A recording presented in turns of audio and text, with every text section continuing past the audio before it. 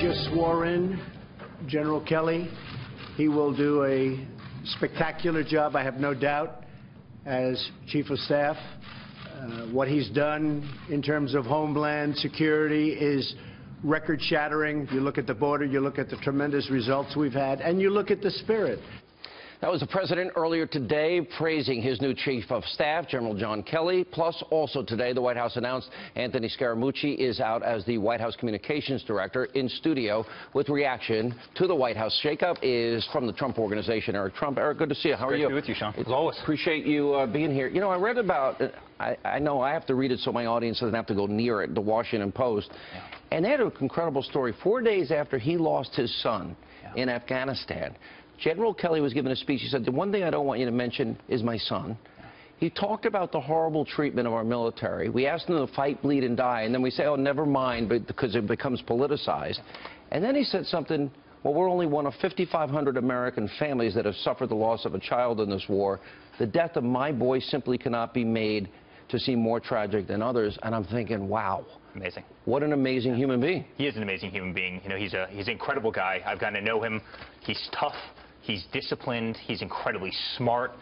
He will operate that place so incredibly well. And listen, my father has so many people, so many great people by his side. I mean, the whole cabinet. I mean, he really has one of the most impressive cabinets there. But in terms of organization, I think you give it to a military guy. I think he is going to do an incredible, incredible job for the Trump administration. I was watching your father out tweeting all weekend, and I agree with your dad. They, you know, either they're quitters, total quitters in the Senate, or repeal and replace is not dead. Yeah. And I'm like, this is August. Your father's been in office since the 20th of January.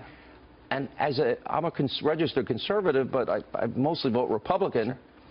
I'm like, what's wrong with these people? And look at the weight that he has to carry, right? I mean, look at the weight, and look at the good things that are happening. I mean, the media doesn't want to talk about it. You talk about it, but the media doesn't want to talk about it. But you would think they would get on the bandwagon of what? We have a stock market that's 100 points off of, you know, a record. 22,000. It's already at a record. It broke another record today. True. He's broken 30 records in the last, 3-4 months. I mean, it's just skyrocketing. You look at oil prices and how good that is, right, for this. You look at infrastructure, all the pipelines and things that are going in. You look at the military, what he's doing. You look at the VA and what he's doing. I mean, tax reform, which he obviously wants to get done, which would be incredible for this country. You look at consumer confidence. You look at building in America. I mean, so many incredible things that are being done, and all they want to focus on is Russia and the scandal. And I guarantee you, if you watch the mainstream media, the only thing that they're going to talk about is Anthony for the next 2 weeks, 4 days, whatever it is. But they won't talk about the stock market. They won't talk about people's 401ks. They won't talk about the regulation economy. Gone, the promises kept. I mean, it's everything amazing. that's happened. This country's $4 trillion richer. $4 trillion richer under my father in the first 6 months. I'm disappointed. Where is that? I mean, where is that? But the Republicans are not only... They all ran on repeal and replace, Eric. Your father, as he said, you guys have made this promise now for 7 years. I have a pen in hand. I'm ready to sign it. And the things that your father made, promises on the campaign trail, he's kept. But not only that, they've allowed this phony Russian narrative to go out for so long. But yet we've got Ukraine collusion, we got Uranium One, we got the email server scandal, which we know laws were broken. You got Comey leaking. The general counsel, we learned, of the FBI last week is leaking. Loretta Lynch.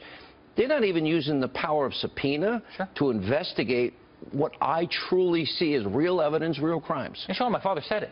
I mean, he said it a couple weeks ago in a tweet. He said, am I going to have to carry this whole weight on my shoulder? I mean, when are some of the people in my own party going to start protecting me? And I feel this, well, listen, I'm an outsider.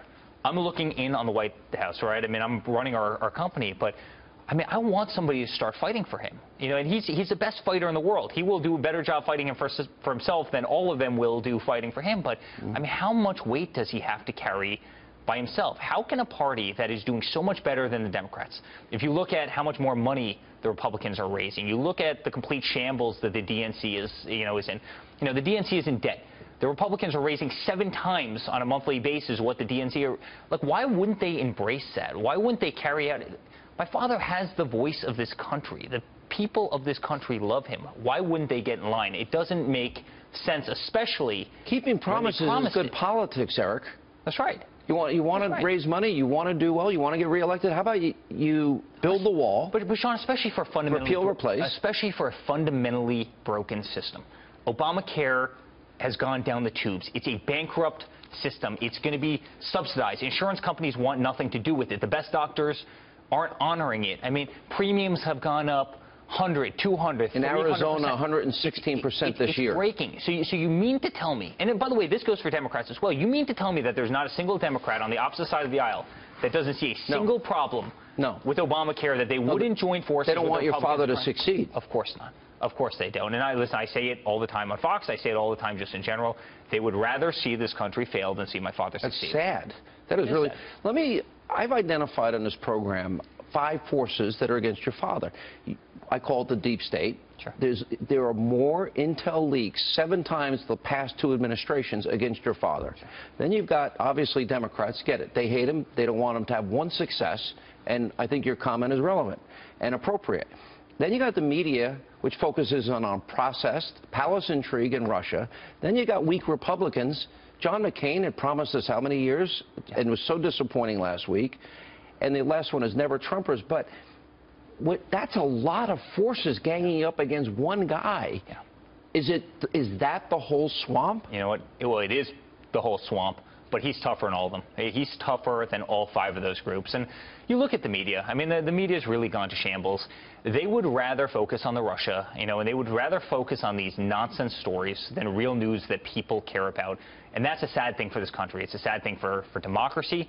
It's a sad thing for the morality of this country. It's really a race to the bottom with the media these days. It's no longer who has the best journalistic integrity, who puts out the best story, what's the most meaningful story, how it affects people. It's who can publish the most sensational story that gets the most clicks on Twitter or Facebook or one of these. And it's really become a race. Hurting the American people. It's a race to the bottom, and there's no question it's hurting. Yeah. Eric, good to see you. Yeah, it's great being here. Appreciate you stopping by. Thank you.